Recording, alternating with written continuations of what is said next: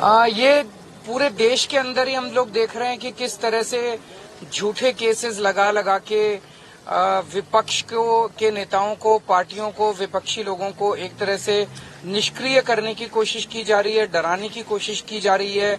कई लोगों को तोड़ तोड़ के बीजेपी अपनी पार्टी में शामिल कर रही है। ये जनतंत्र के लिए अच्छा नहीं है। एक तो ये है। दूसरी बड़ी बात जो मैं देख रहा हूं वो ये कि केवल नेताओं को, विपक्षी नेताओं को टारगेट नहीं किया जा रहा। देश भर में बिजनेसमैन को भी बहुत बुरी तरह से टारगेट किया जा रहा। आज बड़ा दुख होता है कि पिछले 5-7 साल के अंदर लगभग 12-13 लाख हाई नेटवर्थ इंडिविजुअल्स का मतलब जो बहुत अमीर लोग थे, जो देश में इन्वेस्टमेंट करते थे, जो इंडस्ट्री चलाते थे, जो बड़े बड़े व्यापार चलाते थे, हजारों लाखों लोगों को रोजगार देते थे, उन्होंने भारत की नागरिकता छोड़ के विदेशी नागरिकता ले ली है। वो भारत छोड़ के चले गए हैं, अपने बिजनेस यहाँ पे बंद कर दिए हैं। उनके पीछे भी ईडी छोड़ रखी है, उनके पीछे इनकम टैक्स छोड़ रखा है, सीबीआई छोड़ रखी है। ये पूरे देश के अंदर जो डर का माहौल पैदा किया हुआ है, केवल पॉलिटिक्स में नहीं, बिजनेस में, व्यापार में, इंडस्ट्री में, जो पूरे देश के अंदर एक डर का माहौल है, ये देश के लिए अच्छा नहीं है। देश तरक्की नहीं कर सकता। हम चाहते हैं कि हम चाइना से कंपटीशन करें।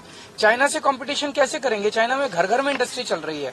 हमारे यहाँ तो जो बड़ी बड़ी इंडस्ट्री है उनको ही नहीं चलने दे रहे, उनको सबको बंद करते जा रहे हैं। सबके पीछे एजेंसी छोड़ रखी है। ऐसे एजेंसी का गेम खेल के देश तरक्की थोड़ी करेगा।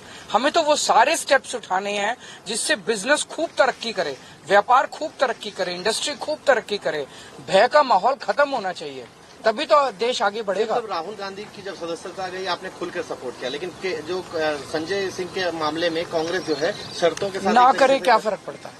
देखिए, पूरा का पूरा इन्होंने हमारी इतनी जांच करा ली, कुछ निकला।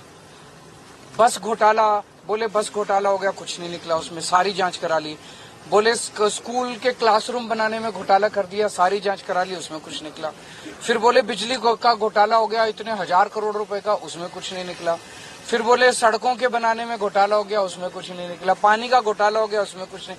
अब ये धीरे धीरे पता चल रहा है, कल सुप्रीम कोर्ट की सुनवाई आप सब लोगों ने सुनी कि ये पूरा शराब घोटाला भी फर्जी है। मैं तो शुरू से ही कह रहा था कि 1 पैसे का कोई लेन देन नहीं हुआ। जज कल बार बार पूछते रहे, कोई तो दिखाओ, 1 पैसा तो दिखाओ, कहीं सबूत तो एक सबूत नहीं है इनके पास, एक सबूत नहीं है। तो पूरा का पूरा शराब घोटाला फर्जी है। थोड़े दिन के अंदर ये शराब घोटाला बंद हो जाएगा, एक और ले आएंगे। मतलब इनको पूरा टाइम, इनको केवल और केवल लोगों को एजेंसीज में और इन सारी जांचों में उलझा के रखना है। काम ना खुद कुछ काम करेंगे, ना लोगों को कुछ काम करने के लिए। अक्टूबर के बयान के आधार पर कल सुप्रीम कोर्ट में भी चर्चा हो रही थी कि इसको आधार बनाया गया और संजय सिंह को और उनके ये सारे सब कुछ खत्म हो जाएगा। सब कुछ कुछ है ही नहीं, सब झूठ है।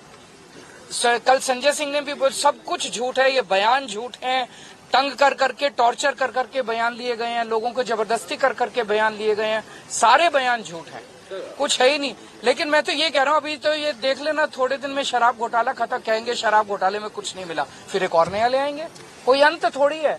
नीयत खराब है इन लोगों की, काम करने नहीं देना चाहते। दिल्ली में इतने काम हो रहे हैं, आप भी काम करो ना।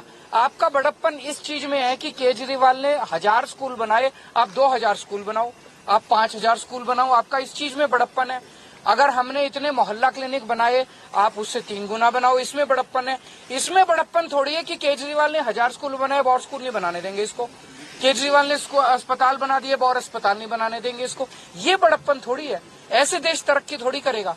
आप काम खुद नहीं करते, 24 घंटे केवल और केवल एजेंसी इसकी पार्टी तोड़ दी, उसकी सरकार गिरा दी, उसको जेल भेज दिया, उसको डरा धमका के अपनी पार्टी। ये क्या चल रहा है देश के अंदर?